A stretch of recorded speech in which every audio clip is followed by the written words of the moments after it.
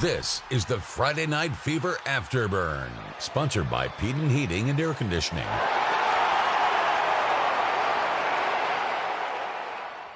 Welcome to Friday Night Fever Afterburn. That was a pretty cool intro. I'm not gonna lie. That was pretty awesome. Week 1 of the high school football season. I'm Sam Granville, Kaleigh Tingelstad. We just kicked off with our first night of Friday Night Fever, and now we get to join you here on Friday Night Fever Afterburn. I'm ready to be back for football. How about you? I'm so excited. I can't believe it's finally here. I feel like the buildup has been so long, and for us to be sitting back here again, it feels so surreal. I've been saying football season is coming for about 3 years. Yeah. So now that it's back, it is back. We're here. Obviously, we got Spencer back with us this year on the controls. It's going to be a good show. We're going to start off with the scores. We had a lot of games tonight. The game of the week, we're going to start off with, that's me, once again, calling a game of the week, and it did not exactly pan out to be a photo finish, but is the Walton Braves visiting the Blountstown Tigers. It wouldn't be football season without it. Would not be football season without me making some boneheaded mistakes there, but should be a good game. I'm sure they'll both bounce back later on this season, and by both, I mean the Blountstown Tigers. Talk to me about that game a little bit. We'll go through all the scores. Go ahead and start off with these scores here. Yeah, I mean, obviously there was a big player, Jordan Pride, missing for the Tigers.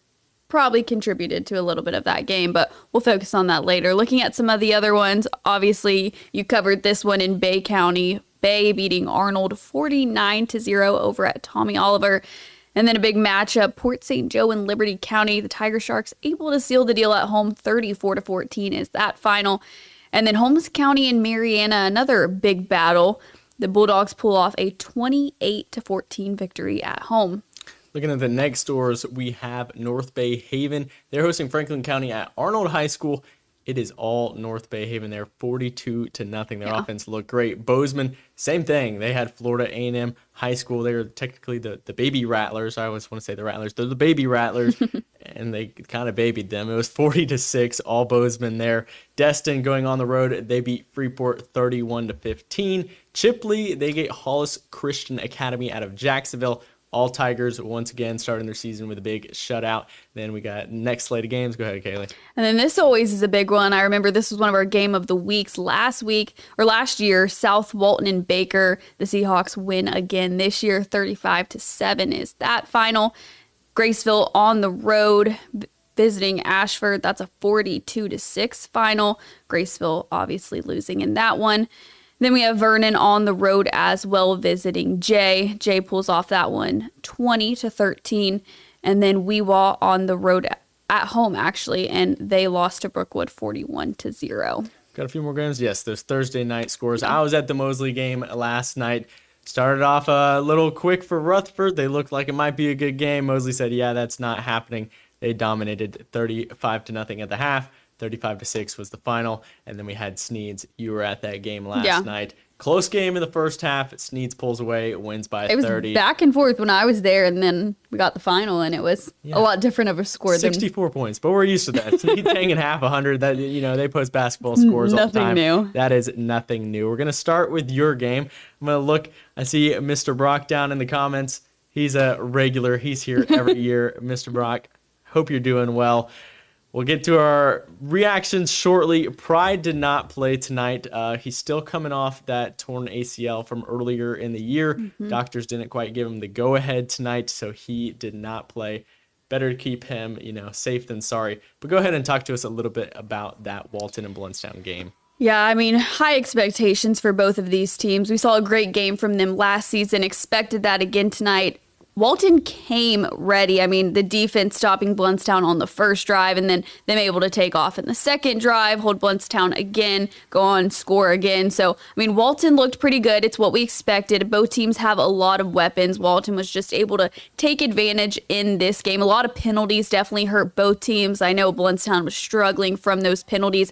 On the drive where Blountstown scored their touchdown, they were lined up between the 20 and 40-yard line for probably 4 minutes, just going back with different penalties, pass interferences, false starts, offsides. I mean, it was a very long drive with that. So I know Coach Jordan always says, you have to play right, and penalties will always hurt a team. So I think that's something Blountstown will be walking away with this game, kind of learning under their belt. They used Marianna Hover a lot in this game. He got held up a decent amount by the Walton defense. So that was a tough break for them. Tristan King obviously learning in that quarterback position with the Tigers. I think, like Coach Jordan said, this was just a great opportunity for them to kind of see how they play, a real setting, the records on the line.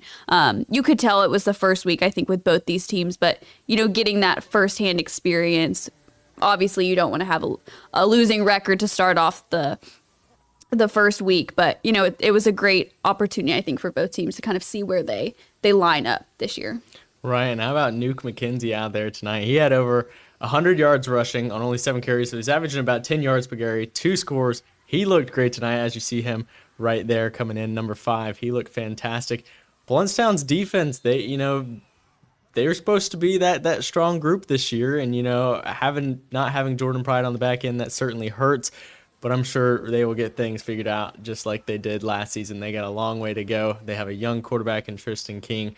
It's a long season, so Blountstown certainly doesn't like that result tonight. But Walton, Class 2S, again, 2 suburban. It is a bigger school, right. too. They're a larger school. They look to be the larger school. They ran Blountstown off their home field, so a big win for Walton to open up the season. We're going to come to my game tonight in Bay County. That is Bay versus Arnold. And as you can see from the score, it was certainly one-sided. These are two very young teams, all right? So I'm on the sideline with Bay High tonight, on the home sidelines, and I'm like, there are a lot of new faces that I did not see last year. This is a young squad. Starting off with the quarterback, Devos. He had trouble early on with that rush from Arnold, and then from there, it was like memory erased, gone. We're gonna start over. He was slinging the ball. If you watch him, he's not the largest man in stature, but that man could play. He was slinging the ball down the field, hitting Trevor Bowman there, and then he's gonna find, obviously, and we'll have to talk about him a lot this season because obviously Mr. Bowden. He's a highly, highly recruited underclassman, and you can see from his stature, 6.5 feet. I know a lot of Division I programs have already extended him offers. And then there's Devos again with the big run. He just dominated that Arnold, defense from the start to finish tonight. Bay High, they just really put this game away early in the second quarter. And then much like last year, we saw the 2 quarterbacks, Seth Warren, Will Smiley, they did the same thing. They brought in Morgan, and it was a dominant 1-2 punch. It looked great for them. I only stayed. There was, I will say, a very, very, very, very, very, very, very, very, very sloppy game by both teams. A lot of penalties, but Bay High, certainly the superior team. They had a lot of struggles on Arnold's side, and it was all tornadoes in this one. They certainly, that young bunch, put on an offensive display, 49-0 running clock there. What do you think of just kind of seeing the score, seeing those highlights? Well, honestly, the first thing that surprised me in this game was seeing which quarterback started. DeVos, when I talked to Coach Brown a couple weeks ago, it looked like Zay was going to be easily the starting, kind of keeping the focus on that. We didn't look like we were going to see that 2 quarterback kind of game that they played last season. But, I think it's interesting. It's a great opportunity for both players to get some experience. I mean, winning 49-0, it's not a bad time to see how multiple arms and multiple players fit in the game. So that was interesting to see. I mean, something we have to remember this year is it's going to be a very different team from Bay. I mean, like you said, a very young team. We know Arnold's young too. So it's going to be interesting to see kind of how the season plays out for Bay, especially bringing in pretty much an entirely new roster. Right, and obviously we talked about this a little bit this last week, was supposed to be Arnold's starting quarterback, Chris Noble. He got injured in the preseason classic last week. I did get it confirmed tonight.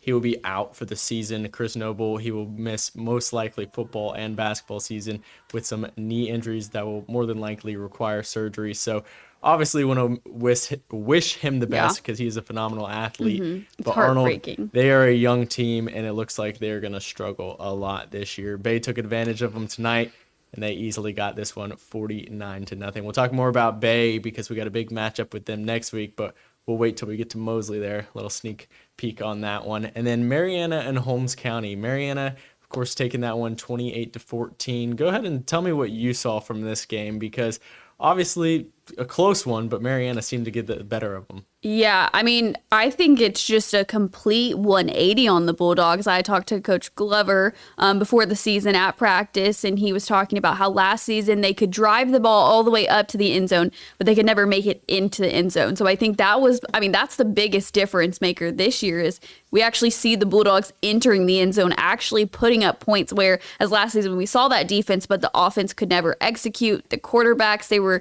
switching in and out, quarterbacks injured. So it was nice to see them have this foundation this year, an offensive foundation. I know the Bulldogs were so excited for that one. And another bigger team that Holmes County is playing. I think, we're still going to see a lot from the Blue Devils this year. Defense looked strong, maybe not their strongest performance, but I think it's just great to see the change in Marianna and what I talked to the coaches and the players before the season about what they wanted to happen this season, and it's happening in the first week. So that's great to see for them. Right, and Holmes County, obviously, they got high expectations. Again, this is just like the Blountstown and Walton game. It's a Class 1R, that's 1 rural, versus a Class 2S, that's 2 suburban. Everything changed last year.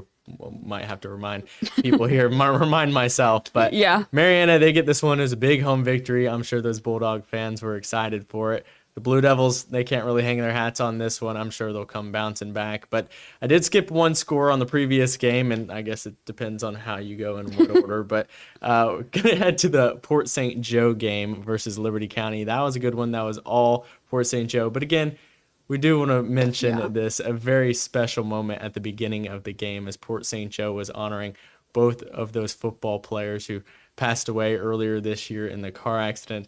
That's Travis, TJ Jenkins and Andrew Shepard, two phenomenal football players, phenomenal people, phenomenal athletes that are loved and cared for in St. Joe. And it was just great to kind of see them honored at the beginning of the game. And their team, they really fought for him. I mean, obviously, Devin Catino, we've talked a lot about him this offseason earlier this year. You see he's got the wheels. He did it in the preseason. Yeah. He did it tonight. Port St. Joe could be deadly with those players that they got this year. They're a lot smaller. They're a little younger, but they certainly got some deadly attack. What did you think from this game tonight? I mean, kind of taking off that, Port St. Joe was a team that they lost a lot of seniors as well, and it was almost questionable of what they would look like this season. One of those teams that, you just have to see what they can do to know what they're going to be able to do this season. There's really no kind of blueprint for what they were going to look like, but they look good. I mean, I was impressed by what they did. Devin Catino, obviously in charge. We know he can do great things. We saw it in the preseason. We see it again tonight with Liberty County. That was another team that we were wondering what they were going to look like. I know Coach T talked about this is his team. He's excited. There's just a different passion and understanding for the team this year. So obviously that's a kind of a rivalry here. It's a tough team to go against. I think Liberty County will still show us some strength and some growth from last season. Right, and in Class 1R, a lot of teams make the playoffs. There's actually not many teams that don't make the playoffs in Class R. I see both of these teams certainly competing for a playoff spot at the beginning of the year. We are a long way from that. Yeah. But an opening night victory for the Sharks, and again a great remembrance of those two Port St. Joe players. Looking at a couple of comments, we see Coach Olds. He's back. We appreciate you, as always, for watching. I'm glad that football is back, too. I know that Kaleigh is as well. Appreciate the good words on the coverage. We try to do our best. There's a lot of schools around here. 21, if you guys haven't noticed. We try to cover as much as we can, so we'll see how we do the rest of the week. Keep us updated on what you think of us. But North Bay, Haven, and Franklin County, our man Spencer, he was actually shooting this game tonight. He does it all. 42-0. He does everything. He shoots, and obviously you'll see these are some great quality highlights as well. Lakota Johnson, he's the man. That kid's got some wheels. He can throw, he can run, he can do it all. The next highlight might be my favorite. One, I love my man Quante Spencer. He can do it all. But he knows how to treat the camera. Look at the tiptoe, inbounds. He knows. There's Spencer. Hey there. Got it. Got him. Touchdown. It was all North Bay Haven in this. They had some great highlights. Again, you'll see not on this play, but on the very next play, that fantastic interception by Spurlock. What did you think of this game tonight? I think North Bay Haven this year is one of the teams I'm most excited for. I mean, we know they have so many weapons, especially on the offense, and I just think this year they're able to use those weapons. They're able to take this program in the direction it needs to go, and you can just, I mean, you see it in this game already. I mean, a great game for them, and Franklin County is another team under new leadership as well, and I'm talking to Coach before the season as well. He just wants to bring excitement back into the program, back to Franklin County, back to East Point. And he said, I don't know what it's going to look like when we take the field in the regular season. So it was a lot of unknowns for them. But I think, again, it's a great opportunity for them to get the feel, see what it's like, a learning curve for Franklin County. And I think there's going to be something for them to build off as well. But North Bay Haven, I'm really excited for this season. Yeah, talking about points on points. Yeah. Again, Franklin County, they're a very young team last year. They got some more athletes in this year, but North Bay Haven kind of showed like, hey, like we're not here to mess around. So we'll have to see when they match up against a school, within their district. They do got a tough district, so we'll see how that goes. But a big win for North Bay Haven on opening night. We're gonna head out to Bozeman. We had the Bucks win 40-6. See, I'm all over the place with where I'm going with these scores. The Bucks win 40-6. Peyton Gay is back. That man is back. He is healthy. Obviously, last year in his junior season, he's coming off a bad knee where he had to, sit out the majority of the season, had to even sit out during baseball season. He's back. He's got that crew looking good, and he's got a lot of weapons. Obviously, that play there, not a great one by Colton McClellan, but he's going to make up for it later. Trevor Oswald, let me tell you, that man can play football. He can play football. I've never, it's been a while since I've seen someone on Bozeman that's just going to come after you, and he just does it. He got the fumble there. Peyton Gay, watch this one. The tip play, whoop, got it. McClellan, got it. Yeah, I like that play. So that one, Peyton Gay, obviously not his intended target, but it worked out for him anyway. What do you think of the Bucks against, obviously not one of our teams, but a big game for Bozeman early on against a Tallahassee school? I think one thing about Bozeman that makes them stand out is if they, they will have mistakes. There will be penalties. We saw it in their preseason matchups against Vernon and Arnold, but they make up for it. I think that's one key difference about the team. They're able to make up for those plays. I mean, someone like Trevor Oswald obviously is going to be a key player. Peyton Gay, I mean, he knows what he's doing on a football field. So I think they're definitely going to be another team to watch. We talked about how in the 1R, most teams do make it to the playoffs. So I think that's going to be a team that we're going to see in the playoffs. Right. And the the Bay County kind of scene this year kind of shifting a bit. Yeah. Bay much younger, Arnold much younger, Bozeman more experienced, North Bay Haven more experienced. So, Mosley younger.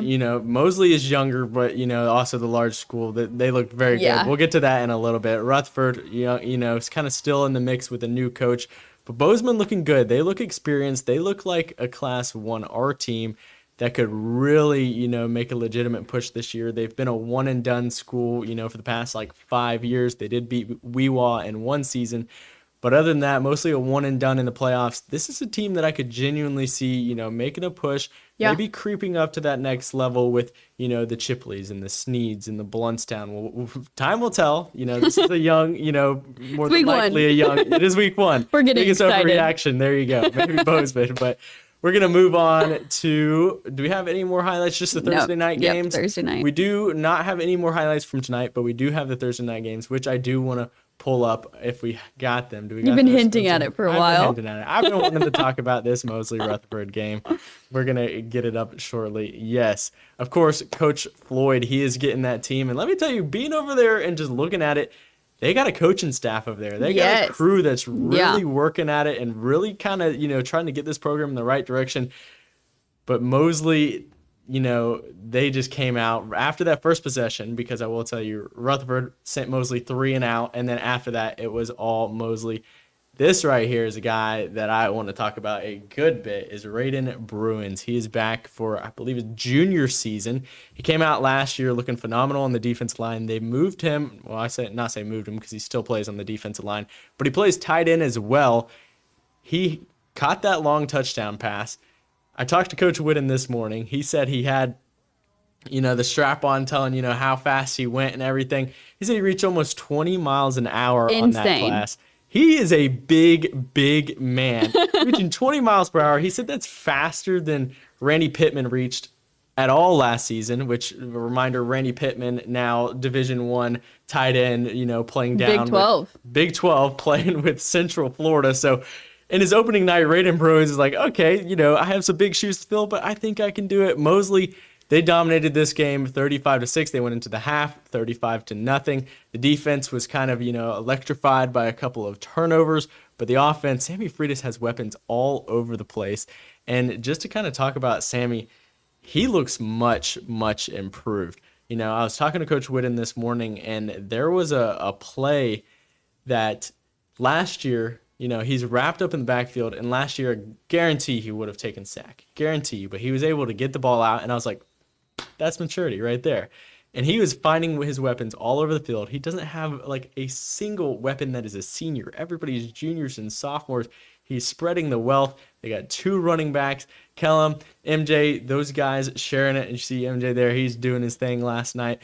But it was a phenomenal game on Mosley's part. Obviously, Rutherford's still trying to get some things rolling over there, still trying to find their identity under Coach Floyd. But Mosley, they're a very young bunch, but they look like they could make some noise around here. Obviously, of course, in those Bay County standings, you probably got to start off with Mosley at the top. They're the largest school, but We'll see next week because Mosley has Bay, and Bay won last year. But what do you think of Mosley from last night? Well, I think even just talking about Sammy, kind of what you said with that, he was obviously a lot younger last year, stepping into that role with a lot of older weapons. You had the Ike, you had the Randy, but now this year, I remember talking back to Coach Whitten with the spring, and he was just talking about how this is Sammy's team, that he's really in command this year, and just what you've talked about, what we can see from those highlights, that is definitely true. That's what we see so far, and so I think that's going to be a key difference for the Dolphins this season, is seeing how Sammy Freitas commands his team this year and what, with him kind of at the helm, older, more experienced, they can do this season. Right, and we'll get a little more into Mosley and Bay in just a little bit when we finish up with our last Thursday night game. That's Sneads and Cottondale. You were there last night. You can look at the score and see that there was a lot of scoring. Before we get into it, I see a comment from Mr. Brock. What was Jason Patterson's number last night? I'm assuming you're talking about his yardage, if that's what you're assuming. He wears number 5, JP5. It's his numbers. But his yardage last night, he racked up 254 yards and 4 touchdowns. So, yeah, that's honestly pretty small compared to the 500 that he put up in week 1 last year, but obviously a phenomenal outing for the Cincinnati commit. Talk to us about that game last night. Well, and I think just off that, they have another weapon in the running back position, Curtis Baker, who you'll see. But, I mean, starting off, this is the 3rd play of the game. All three were Jason Patterson, able to take it to the house for this one. First score. But Cottondale, I mean, Cameron Odom looks great this year. That's another team that we've seen youth from over the last couple of years. Obviously, those players are starting to get older. They're still pretty young, smaller senior class. I think 9 in the senior class. So it is still a smaller senior class. There was a big 8th grader. We'll see a big run from him. Might not be in this, actually. But, I mean, they're still a young team, but they really fought in the first quarter, especially in the second quarter. I mean, it was a back-and-forth battle from the whole time I was there. Not many highlights from Sneads when you have Jason Patterson takes it to the house on the kickoff. But, I mean, another Jock Garrett, that's going to be a big name to watch for Cottondale as well. This is Curtis Baker. Looks a lot like Jason Patterson. Unfortunately, he's also a senior, but it'll be exciting this year. We may see a little bit less from Jason Patterson with what Baker is able to do. So it was a very, very run-heavy game while I was there, but what we expected from these two teams. Baker, again, Patterson was actually out during that play. His helmet came off in the prior play, so Baker was able to take it to the house. But don't worry, Jason Patterson got the 2-point conversion on the net on that touchdown after. So, I mean, what we expected from Jason Patterson, sharing the ball a little bit more, probably led to his numbers a little bit less. But I know Coach talked about the defense this year. Coach Thomas talked about the defense needing to be stronger.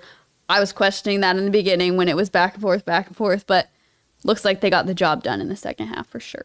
Right, and just a reminder to anybody outside of Mr. John Brock that doesn't know who Jason Patterson is, he was the state's #1 leading rusher last year. That is through all classifications. The man had nearly 3,000 yards, 2,700 yards. He had 35 total touchdowns, I believe. The man is a walking just machine. He's insane. Madden miracle, fantasy football, just He is the real deal, and that's Committed why to Cincinnati picked him up. yep. So he had a big decision. He had some other SEC schools in the bunch, but he'll be playing at Cincinnati next year.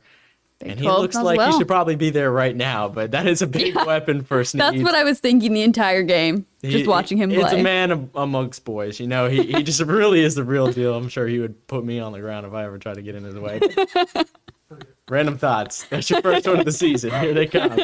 But yes, Jason Patterson and Sneads Pirates, they come up with a big win. Cottondale, they got some room for growth. I think they're again like that Bozeman, kind of that secondary team that kind of hanging around the A class with the Chipleys, with the Sneads, with the Blountstowns, right on the cusp of being, all right, can we move into that? Yeah. Well, time will tell, but right now, gets the win. They looked like it for sure at the beginning. Not sure what happened in the second half. Don't know if they were tired out, penalties. We don't know what happened necessarily, but they looked good in the first. So. Right, and we did not get the highlights from obviously some other games tonight. South Walton, they went up big on Baker. I think they were up 28-0 at the half. They cruised through that one.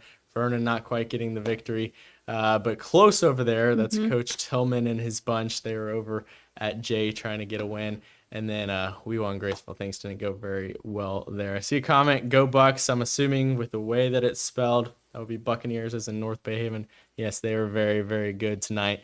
But do we have next week's matchups? I think so. We do potentially have next week's matchups. Because the one at the top is obviously one that I would personally like to talk about. I know it's a fun one.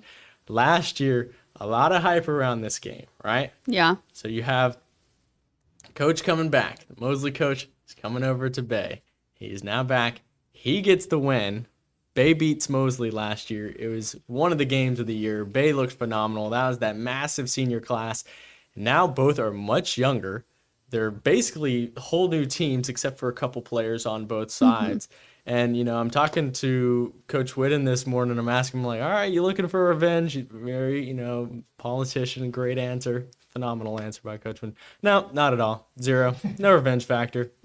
Strictly business. We're looking for the next game. Yeah, we want to get a win. We'll be better.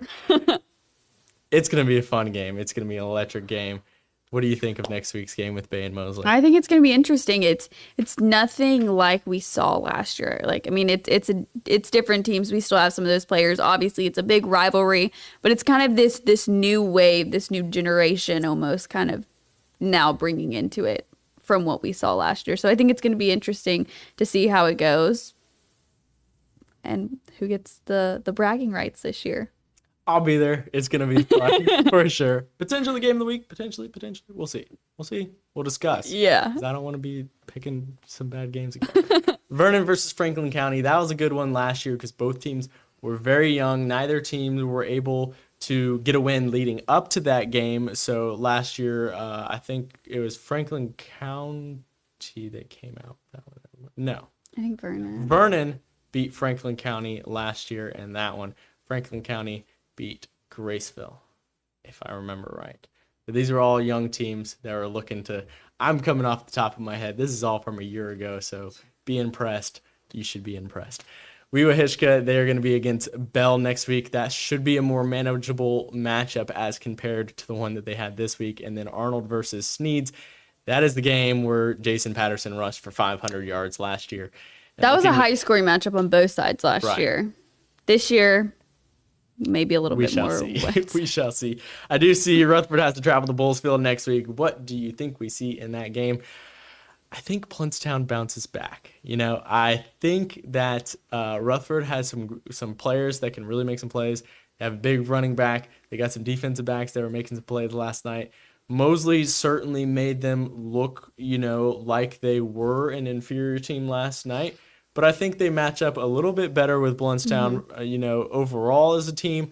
But I think Blountstown really is going to kind of assert their dominance with those 4 Division I players over there. Time will tell, though. Yeah. I'm picking Blountstown. We'll see how it goes. They're going to want to bounce back. And Rutherford has a tough schedule. They started off with Mosley, then they go to Blountstown. I know there was a couple more just throughout the first 4 or 5 weeks that were pretty tough on Rutherford. So I think it's going to be a hard kind of battle to go through these first couple of weeks. But excited to see kind of what they learn and grow from the harder matchups. Right, we got Southwest Georgia. They're going to be playing against Bozeman. Don't know much about Southwest Georgia. I don't think that they're a traditionally phenomenal ball club.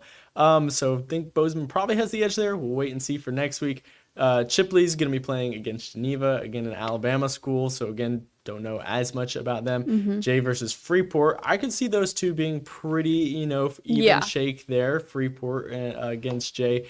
And then we got some other good ones. Take us through the next ones. I'm excited for this one. North Bay Haven versus Holmes County. I mean, we saw the dominant offense from North Bay Haven tonight, and we know Holmes County has that tough defense traditionally. So I think that'll be a fun matchup to see, Holmes County wanting to bounce back, North Bay Haven wanting to continue their reign. Then we have Fort Walton Beach and South Walton. I know this is one of the games that the Seahawks are looking forward to this season. They've been telling me that the Fort Walton team looks stronger. They have some new players, some key players. So that was one of the games that they have circled on their calendar. So I know they're excited for that one for sure. Liberty County versus Marianna, the Battle of the Bulldogs. I think that also will be a good battle. I mean, Marianna's want to continue that reign they had this week, and Liberty County is going to want to prove that they're taking the team in the direction that Coach T said they were. And then Walton versus Flomanton. Matin.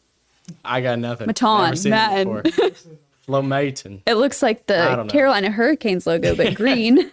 I got nothing there. Still Christian versus Graceville. Again, last year versus records and how everything went last year, I think this could be a decent matchup. Yeah. Graceville, still a young bunch, new coach up there. He's looking to get things rolling. I think that one could be a decently matched up game as well. Yes, we are asking about cheer. I see Spencer has already responded to that one. He's on top of it. He'll take care of it. He's got you rolling there. We only get 2 cheer clips in our Friday Night Fever games per week right before we go to break. We film them ahead of time, both of them tonight. Don't know if you noticed, we're from last night's games. Had to say Friday, even though it's on Thursday. Again, another random thought. But anyway, yes, we'll have more cheerleaders, 2 in each show every week on Friday Night Fever. We kind of keep them in. We'll get them ahead of time, and then we'll play them each week. But you got to keep watching Friday Night Fever if you want to see those cheerleaders. But other than that, Spencer will get you if you need those clips. Anything else tonight that you want to cover? I know we've covered a lot. I know this is the first night of the year, so we've probably rambled on a lot and stuff. The excitement. Any other takeaways from week 1?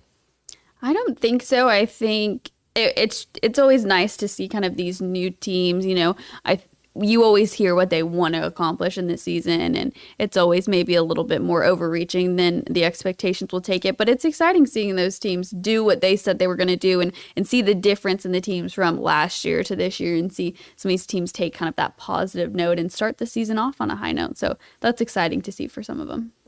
Right, and it is week 1, so any of the takeaways that you got from me this week, they might be wrong next week. So feel free to let me know when I'm wrong next week. I like being told I'm wrong. It's helpful, and I'll try to do better. But anyway, anything else that we're missing from tonight, Spencer? You have one more question in the comments. The Braves classification. The Braves are Class 2 Suburban. They made it to the playoffs last year. I've seen a lot of statewide rankings that have them in the top 10 for their classifications. None of those are official FHSAA rankings right now. They're Class 2 Suburban. They play with a lot of Pensacola schools, Tallahassee schools. Tough district. There's a few around here that are also Class 2S, but they are Class 2S. I think that's going to do it for us tonight. We got all the scores in. We got everything in. Week 1 is in the books. Feel good? Yeah. I can't believe it's happened already. Next week. Watch the highlights out. Yes. Spencer. He does it all. Highlights. If you want to watch those, we will have all the games that we had in here clipped. They'll be on mypanhandle.com. Click on the sports tab. Friday Night Fever. It'll all be in there. We'll be back next week. This has been fun. We will see you for week 2 right here on Friday Night Fever Afterburn. Until then, y'all have a good week.